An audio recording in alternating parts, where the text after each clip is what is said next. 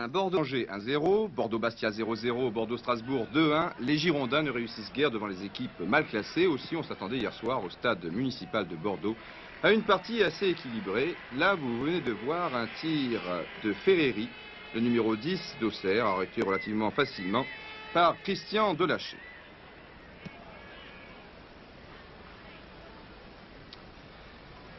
Ballon pour Giresse, une action qui se termine par un centre de Gérard Soler. Des actions de part et d'autre, mais des gardiens de but rarement inquiétés. Voilà ce qu'aura été ce premier quart d'heure du match Bordeaux-Auxerre. Un match suivi par 5414 spectateurs. Van Stralen, Soler, Van Stralen, puis Bracci. Les arrières de Bordeaux se trouvent souvent en position d'attaquant devant une équipe qui visiblement est venue pour le match nul. On joue depuis 20 minutes et pour l'instant, Joël Bass passe une soirée bien confortable. Coup franc pour Auxerre. Comme toujours sur ce genre d'action, il a le numéro 6, Cuperli. Lantier, l'ex-Avignonnais qui est contré. Gemrich, il ne s'est guère montré à son avantage jusqu'à présent, a lancé Bernard Lacombe. Le numéro 9 de Bordeaux qui se heurte à Charles, puis au Polonais Wiksorek. La défense d'Auxerre est toujours bien placée devant les attaquants locaux, peu entreprenants, il faut le souligner. Alain Giresse pour Lacombe, finalement un tir de Van Stralen. Il aura donc fallu attendre la 29e minute pour voir la première attaque valable des Girondins de Bordeaux, grâce en grande partie, vous venez de le voir, au numéro 9, Bernard Lacombe, que nous allons retrouver à la 36e minute. Le voici, il vient de passer à Soler.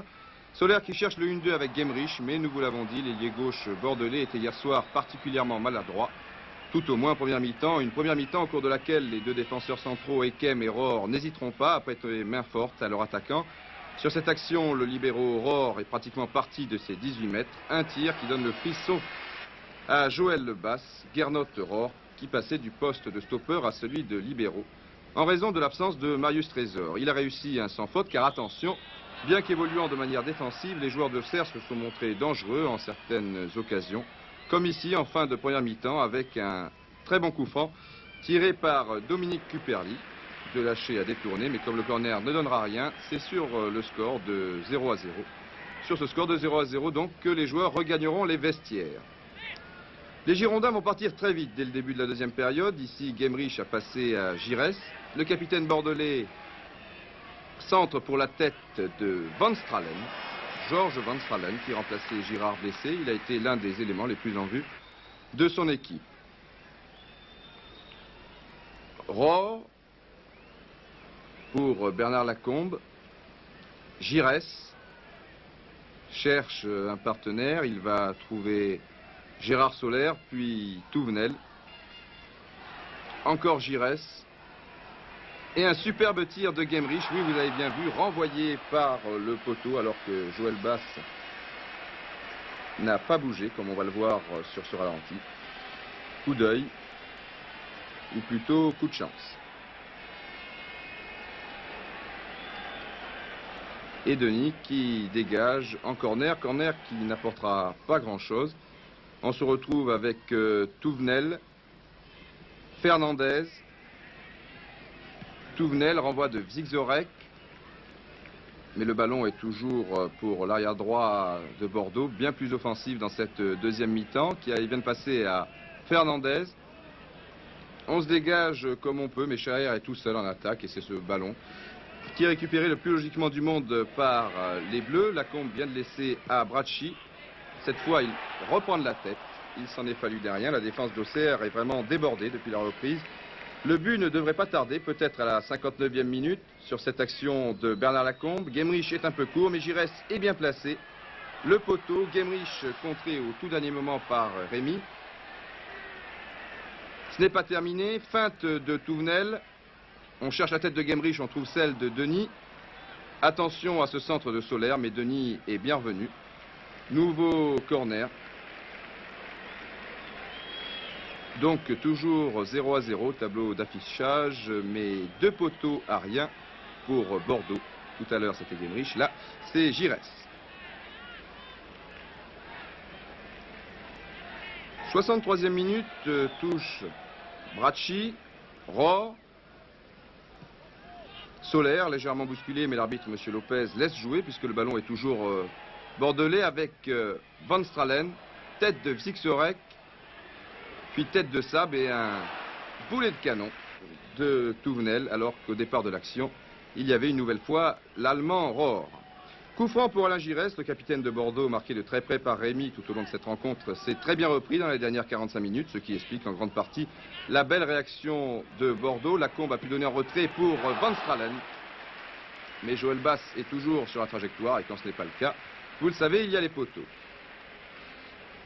Pour une fois, nous nous trouvons dans le camp de Bordeaux. Auxerre, il est vrai, n'a pratiquement pas inquiété de lâcher en deuxième mi-temps, à l'exception de Ferreri à la 64e minute. Ici, Giresse est victime d'une semelle de son adversaire direct Rémy.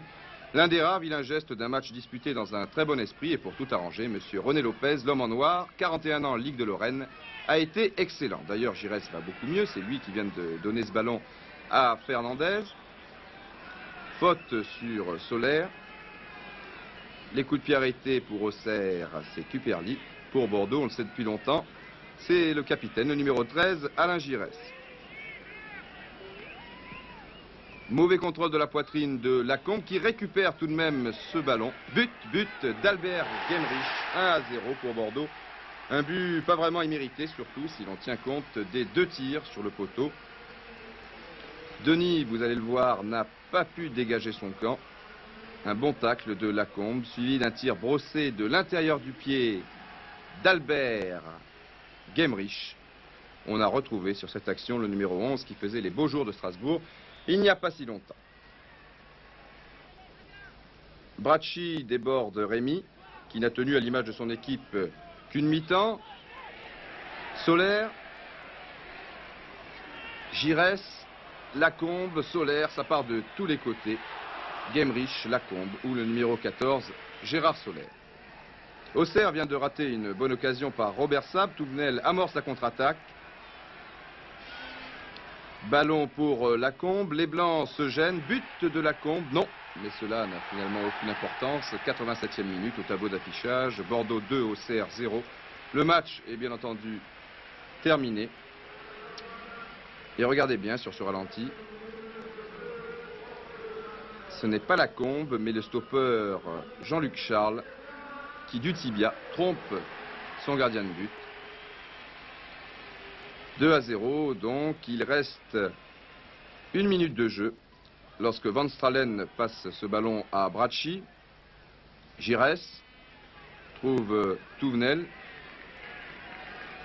Un 1-2 avec Albert Gemrich entre Soler. Voilà, et Gemrich qui est fauché par Vixorek. Penalty indiscutable accordé par l'arbitre M. Lopez. Alors que nous revoyons le très joli 1-2 entre Gérard Soler et Albert Gemrich.